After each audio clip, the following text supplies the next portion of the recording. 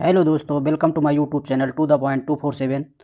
दोस्तों, आज हम इस वीडियो में पढ़ेंगे साइंस के कुछ महत्वपूर्ण क्वेश्चन जो कि एनटीपीसी तथा ग्रुप डी तथा अन्य एग्जाम में महत्वपूर्ण साबित होंगे।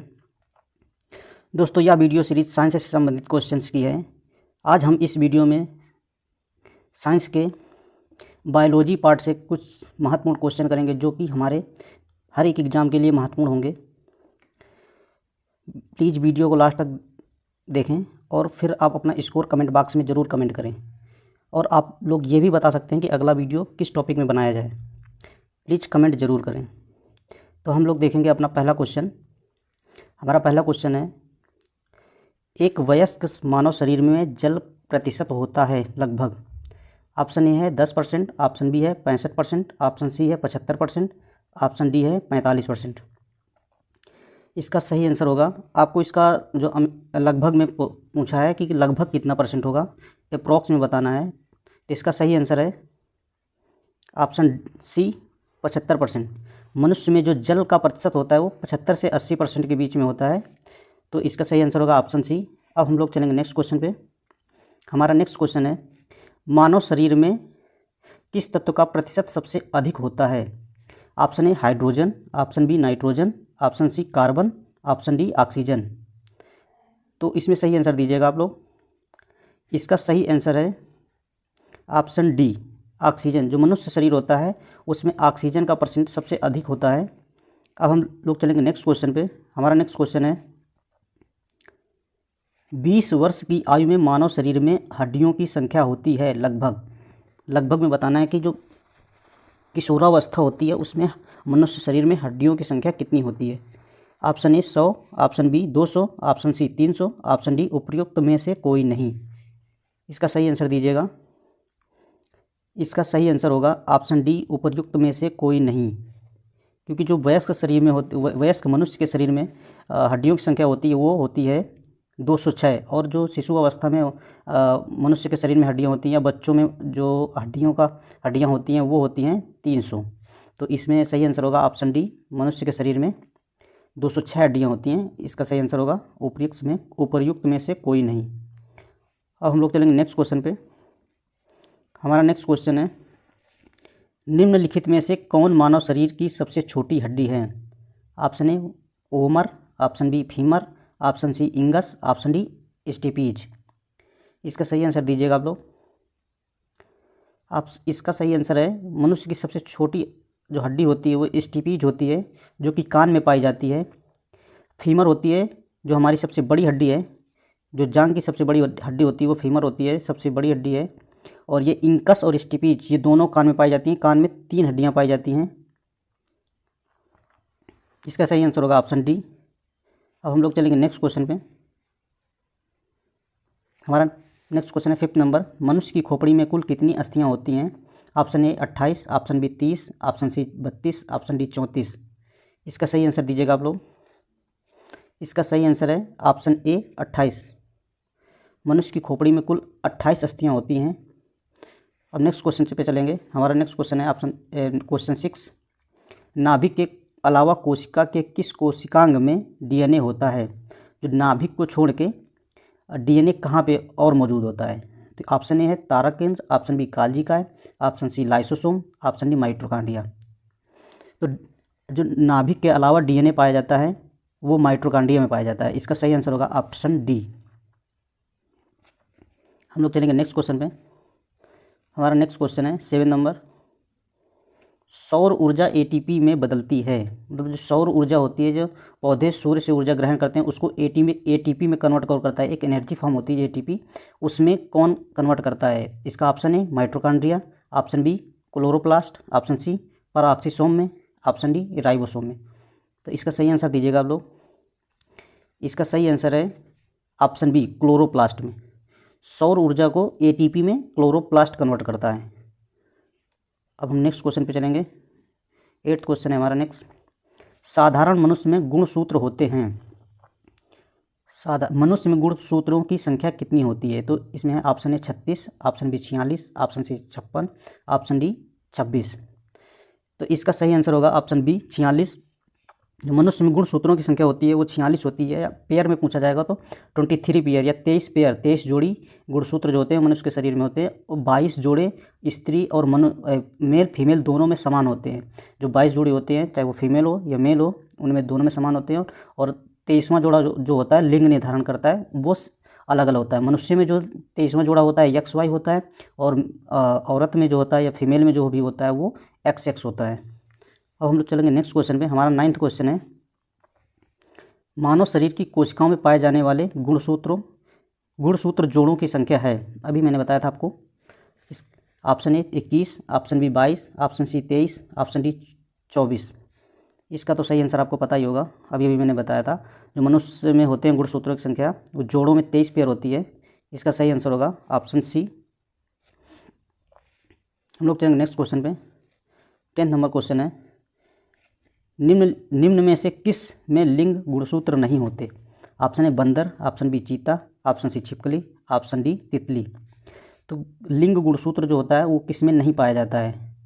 तो लिंग गुणसूत्र बंदर, चीता और तितली में पाया जाता है, पर छिपकली में नहीं पाया जाता है। क्योंकि छिपकली में जो लिंग का निर्धारण होता है वो टेम्परेचर पर डिपेंड करता है कि छिपकली किस टेम्परेचर में रह रही है, उसके अकॉर्डिंग उसका मेल फीमेल डिसाइड होता है। तो लिंग गुणसूत्र नहीं पाया जाता है, तो इसका सही आंसर होगा ऑप्शन सी छिपकली। नेक्स्ट क्वेश्चन पे चलेंगे हम लोग। 11 नंबर क्वेश्चन है, पादप कोशिका जंतु कोशिका से किस प्रकार भिन्न होती है। पौधों की कोशिका है वो जंतुओं की कोशिका से किस प्रकार भिन्न होती है। ऑप्शन ए माइटोकॉन्ड्रिया, उसमें नहीं पाया जाता या पाया जाता है। ऑप्शन बी कोशिका भित्त, ऑप्शन सी जीव द्रव्य की उपस्थिति, ऑप्शन डी कोशिका केंद्रक। तो जो पादप कोशिका है जंतु कोशिका से किस प्रकार भिन्न होती है। जो जंतु कोशिका होती है उसमें कोशिका भित्ति नहीं पाई जाती है, सेल वॉल नहीं पाई जाती है। सेल वॉल जो होती है मनुष्य मानव कोशिका या जंतु कोशिका में नहीं पाई जाती है। इसका ऑप्शन बी सही आंसर होगा। इसी की वजह से ये भिन्न हो जाएगी। नेक्स्ट क्वेश्चन पे चलेंगे हम लोग। 12th नंबर क्वेश्चन है, जंतु कोशिका में निम्न में से क्या अनुपस्थित होता है। सेम क्वेश्चन है ऊपर वाला ही। ऑप्शन ए सेलुलोज की कोशिका भित्ति, ऑप्शन बी केंद्रक, option C mitochondria, option D इनमें से कोई नहीं। तो जंतु कोशिका में निम्न में से क्या अनुपस्थित होता है। तो जंतु कोशिका में जो कोशिका भित्ति है वही नहीं पाई जाती है, सेलुलोज की बनी होती है। ये केवल पादप कोशिकाओं में होती है। तो इसका सही आंसर होगा ऑप्शन ए सेलुलोज की कोशिका भित्ति, जो कि जंतु कोशिका तथा मनुष्य कोशिका या जंतु कोशिका या पादप कोशिका को डिफरेंट करती है। मतलब उसमें पादप कोशिका में केवल कोशिका भित्ति स्पेशल पाई जाती है, वो सेल वॉल जरूर पाई जाती है। लेकिन जो ये जंतु कोशिका होती है उसमें सेल वॉल नहीं पाई जाती है। और एक क्वेश्चन और बनता है कि जो कोशिका भित्ति किसकी बनी होती है। तो कोशिका भित्ति जो बनी होती है वो सेलुलोज की बनी होती है। अब हम लोग चलेंगे नेक्स्ट क्वेश्चन पे। हमारा नेक्स्ट क्वेश्चन है, जैव कोशिका का कौन सा भाग पावर हाउस कहलाता है। कोशिका का पावर हाउस किसे कहते हैं। ऑप्शन ए कोशिका भित्ति, ऑप्शन बी केंद्रक, ऑप्शन सी संपूर्ण कोशिका, ऑप्शन डी माइटोकॉन्ड्रिया। इसका सही आंसर है माइटोकॉन्ड्रिया। जो कोशिका का पावर हाउस कहते हैं माइटोकॉन्ड्रिया को कहते हैं। ऑप्शन डी इसका सही आंसर होगा। अब हम लोग नेक्स्ट क्वेश्चन पे चलेंगे। 14 नंबर, कोशिका का शक्ति स्रोत होता है। कोशिका भित्ति, माइटोकॉन्ड्रिया, राइबोसोम, न्यूक्लियस। इसका आंसर तो सभी लोगों को पता होना चाहिए क्योंकि अभी पढ़ा है इसको ऊपर वाले क्वेश्चन में। तो इसका सही आंसर होगा, क्वेश्चन केवल घुमाया गया है कि कोशिका का शक्ति स्रोत या कोशिका का पावर हाउस, सेम आंसर होगा, माइटोकॉन्ड्रिया को ही कहते हैं। ऑप्शन बी इसका सही आंसर होगा। अब हम लोग चलेंगे नेक्स्ट क्वेश्चन पे। प्लाज्मा झिल्ली बनी होती है। ऑप्शन ए प्रोटीन की, ऑप्शन बी लिपिड से, ऑप्शन सी कार्बोहाइड्रेट से, ऑप्शन डी दोनों ए तथा बी।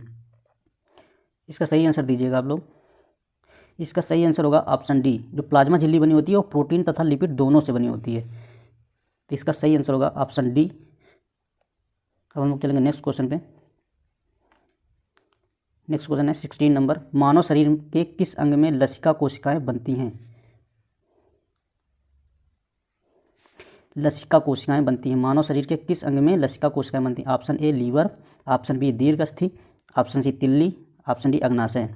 लसिका कोशिकाएं किनको कहते हैं। लसिका कोशिकाएं होती हैं लिम्फोसाइट्स, श्वेत रक्त कणिकाएं जो होती हैं वही उन्हीं को बोलते हैं लसिका कोशिकाएं। तो ये हमारी कहाँ बनती हैं, तिल्ली बनती हैं, अस्थिमज्जा में भी बनती हैं।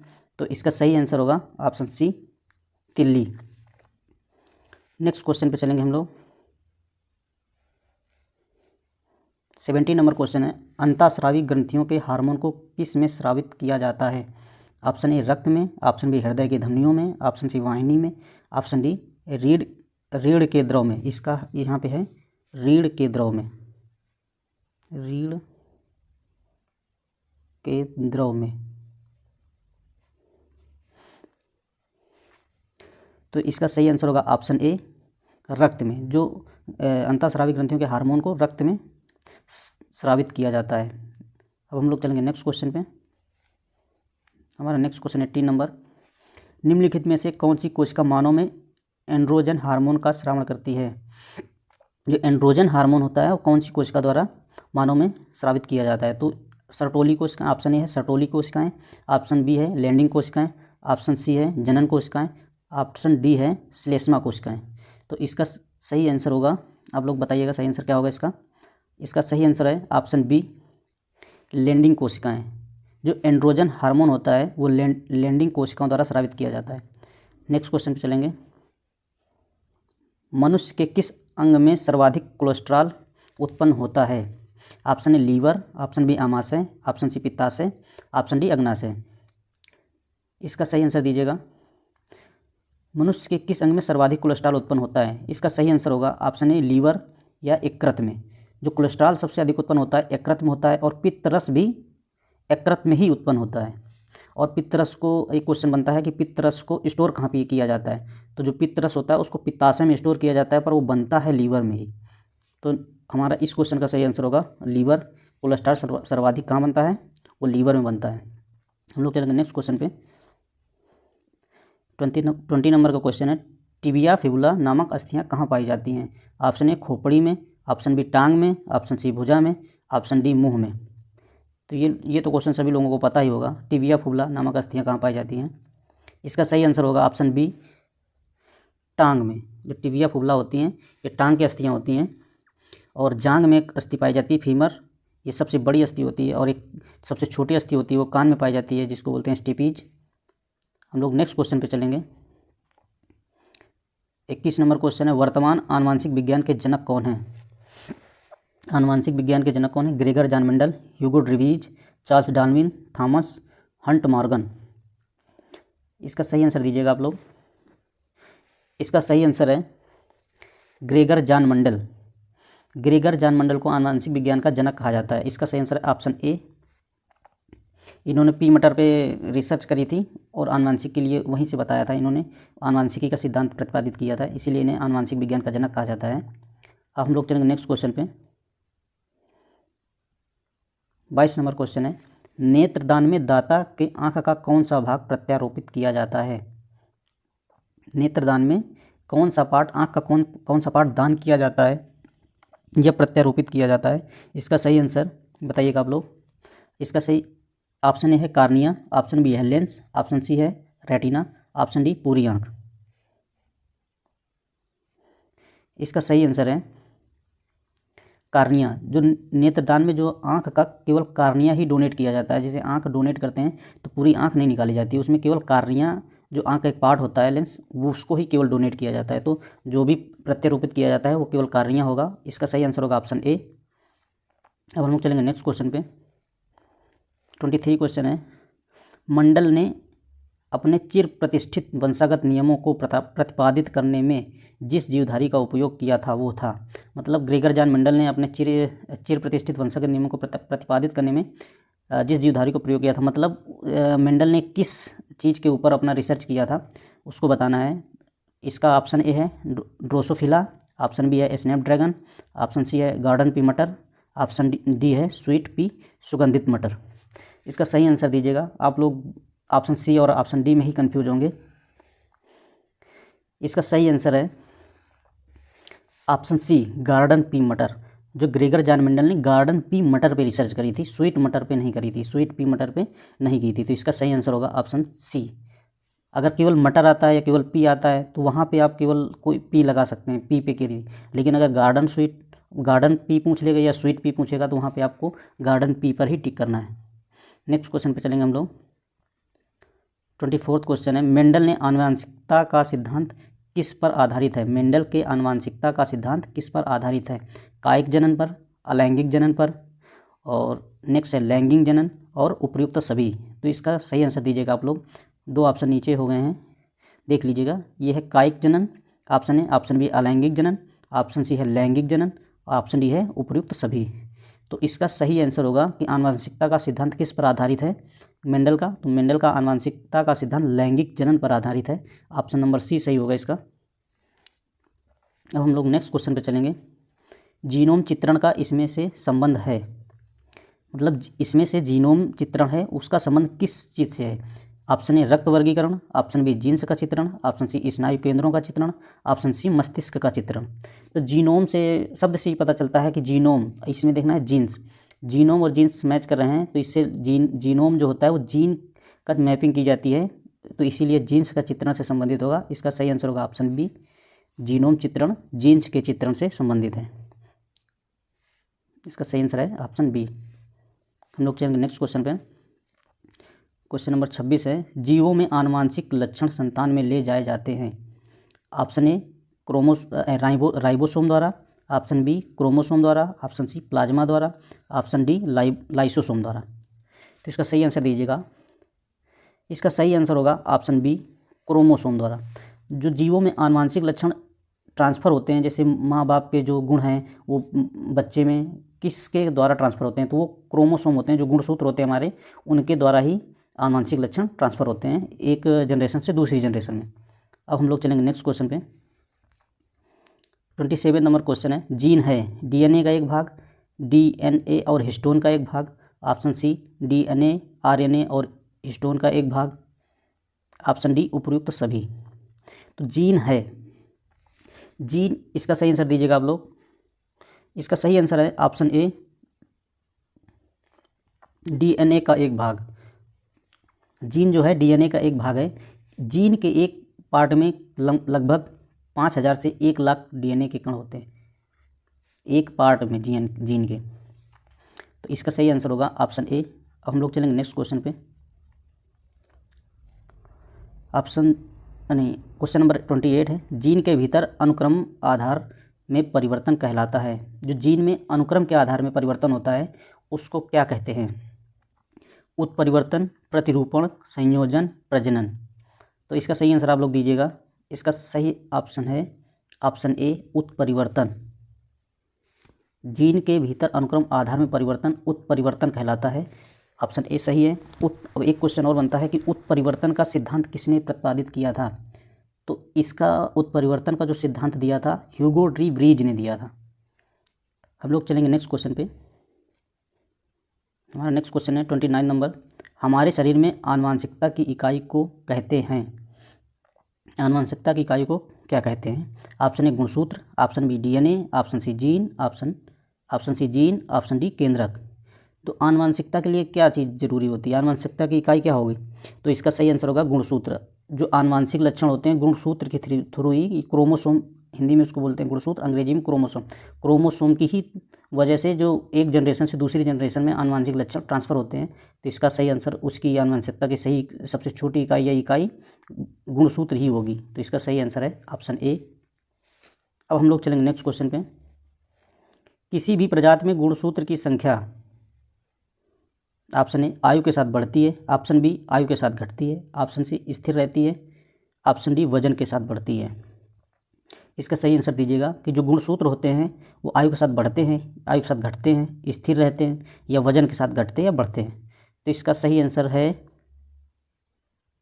ऑप्शन सी स्थिर रहती है। मतलब गुणसूत्रों की संख्या जो होती है वो ना आयु पे डिपेंड करती है ना वेट पे डिपेंड करती है, ना आयु के साथ घटती बढ़ती या वेट के साथ घटती बढ़ती नहीं है, ये स्थिर रहते हैं। आपके अंदर 46 क्रोमोसोम होते हैं तो वो 46 से ही रहेंगे, कम ज़्यादा नहीं हो सकते। नेक्स्ट क्वेश्चन पे चलेंगे हम लोग। 31, जीव कोशिकाओं में आनुवांशिक लक्षणों के नियंत्रण में निम्नलिखित में से कौन सा उत्तरदायी है। जीव कोशिकाओं में आनुवांशिक लक्षणों के नियंत्रण में, इसमें enzyme option A, option B hormone, option C DNA, option D RNA. जो आनुवांशिक लक्षणों के नियंत्रण करने में कौन सा इनमें से उत्तरदायी है। तो आनुवांशिक लक्षण किन में से होते हैं। आनुवांशिक लक्षण जो हमारे होते हैं वो डीएनए में होते हैं, तो इसके लिए कौन सा उत्तरदायी होगा। ऑप्शन सी डीएनए, क्योंकि कोई भी चीज़ अगर चेक करनी होती है तो हम लोग हमेशा डीएनए ही देखते हैं, तो उसमें ही पैतृक गुण मिलते हैं, या माँ के जो डीएनए होता है वो बेटे के डीएनए से, या पिता का डीएनए जो बेटे के डीएनए से मैच करता है, वो आनुवंशिक लक्षणों की वजह से होता है। तो सारा कुछ आनुवंशिक लक्षण जो होते हैं मनुष्य के, वो डीएनए में ही होते हैं। अब हम लोग चलेंगे नेक्स्ट क्वेश्चन पे। 32 नंबर क्वेश्चन है, प्लामान जीन या जंपिंग जीन के सिद्धांत का प्रतिपादन किसने किया? ये यहाँ पे है प्लामान जीन, प्लामान जीन, ये है प्लामान जीन या जंपिंग जीन के सिद्धांत का प्रतिपादन किसने किया? ऑप्शन ए है Gregor John Mendel, option B है Thomas Hunt Morgan, option C है बारबरा मैकलिंटॉक, ऑप्शन डी है वाटसन और क्रिक। तो ये जंपिंग जीन का सिद्धांत किसने प्रतिपादित किया? तो इसका सही आंसर होगा ऑप्शन सी, जंपिंग जीन का सिद्धांत बारबरा मैकलिंटॉक ने प्रतिपादित किया था। इसका सही आंसर है ऑप्शन सी, बारबरा मैकलिंटॉक। अब हम लोग चलेंगे नेक्स्ट क्वेश्चन पे।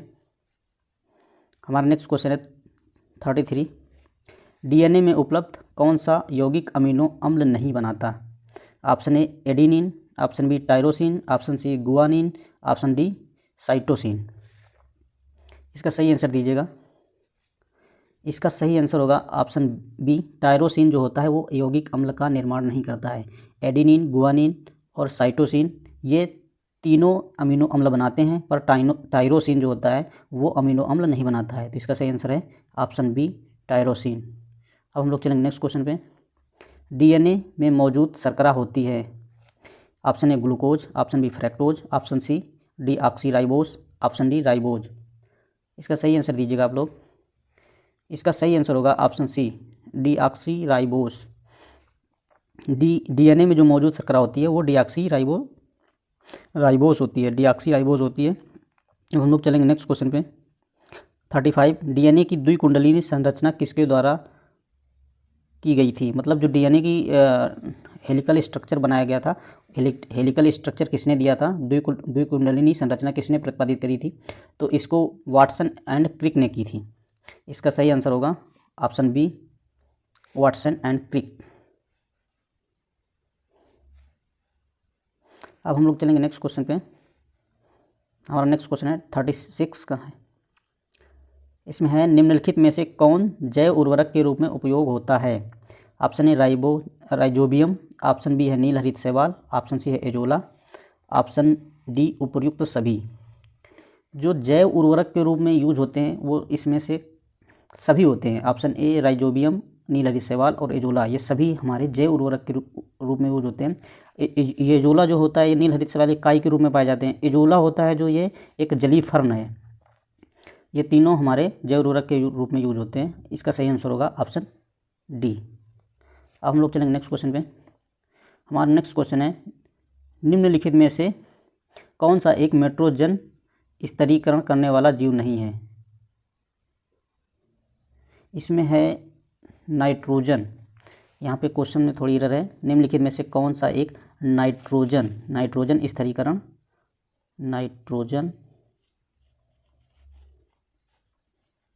यहाँ पे है नाइट्रोजन स्थिरीकरण है, स्थिरीकरण की जगह स्थिरीकरण है, करने वाला जीव नहीं है। नोस्टाक, एनाबीना, एजोटोबैक्टर या माइकोराइजा। इसका सही आंसर होगा माइकोराइजा। जो माइकोराइजा होता है वो नाइट्रोजन स्थिरीकरण नहीं करता है। अब हम लोग चलेंगे नेक्स्ट क्वेश्चन पे। इसका सही आंसर है ऑप्शन डी।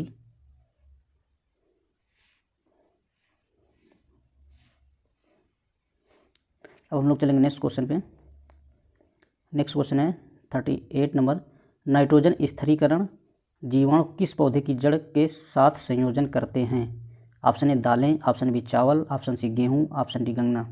नाइट्रोजन स्थिरीकरण जीवाणु किस पौधे की जड़ के साथ संयोजन करते हैं? तो इसका सही आंसर होगा ऑप्शन ए दालें। जो दाल के पौधे होते हैं उन पर मतलब जो नाइट्रोजन स्थिरीकरण वाले जीवाणु होते हैं वो पाए जाते हैं। इसी वजह से फसल चक्र खेती करते समय फसल चक्र अपनाने की सलाह दी जाती है, क्योंकि एक फसल जो दालें होती हैं उनमें खेत में नाइट्रोजन की पूर्ति करती है, और गेहूं है, अदर फसल है, उनमें नाइट्रोजन की पूर्ति नहीं होती है, उनमें नाइट्रोजन को बाहर से देना पड़ता है। नाइट्रोजन के लिए यूरिया देनी पड़ती है। और दालों के जो फसल करते हैं तो ये नाइट्रोजन उस खेत में पर्याप्त रूप में बनाने का काम करते हैं, इसलिए फसल चक्र यूज किया जाता है जिससे हमारे खेत में नाइट्रोजन की आपूर्ति हो जाए और हमें बाहर से नाइट्रोजन कम लगानी पड़े। नेक्स्ट क्वेश्चन पे चलेंगे हम लोग। 39 क्वेश्चन है, निम्नलिखित में से कौन सा एक जैव उर्वरक का स्रोत है? जैव उर्वरक का स्रोत है yeast, option A, option B chlorella, option C mould, option D azolla. तो अभी बताया था कि जो एजोटोबैक्टर और राइजोबियम और एजोला तीनों होते हैं जैव उर्वरक का स्रोत होते हैं। तो इसका सही आंसर होगा ऑप्शन डी एजोला, जो कि हमारा जैव उर्वरक का एक स्रोत है। तो हम लोग नेक्स्ट क्वेश्चन पे चलेंगे। 40 नंबर क्वेश्चन है और ये हमारा इस वीडियो का लास्ट क्वेश्चन होगा। निम्नलिखित में से किस फसल में नील हरित शैवाल मुख्यतः जैव उर्वरक के रूप में प्रयोग होते हैं? ऑप्शन ए गेहूँ, जो नीले हरे शैवाल होते हैं जैव उर्वरक के रूप में किस फसल में होते हैं? तो ऑप्शन ए गेहूँ, ऑप्शन बी धान, ऑप्शन सी चना, ऑप्शन डी सरसों। तो ये इसका सही आंसर होगा ऑप्शन बी धान जो होते हैं वहाँ पे नीले हरे शैवाल जो होते हैं जैव उर्वरक के रूप में यूज हो जाते हैं। जैसे धान के खेत में हमेशा पानी भरा रहता है, उसकी वजह से वहाँ पे जो हरी हरी परत जम जाती है वो नीले हरे शैवाल होते हैं और वो उर्वरक का काम करते हैं। अब हमारा इसका सही आंसर होगा ऑप्शन बी धान। थैंक यू दोस्तों। वीडियो आपको कैसा लगा ये कमेंट बॉक्स में ज़रूर बताएं और अपना स्कोर कमेंट बॉक्स में करना ना भूलें। और प्लीज़ अगर वीडियो पसंद आया तो प्लीज़ चैनल को सब्सक्राइब कर दें, लाइक और शेयर ज़रूर कर दें। Thank you.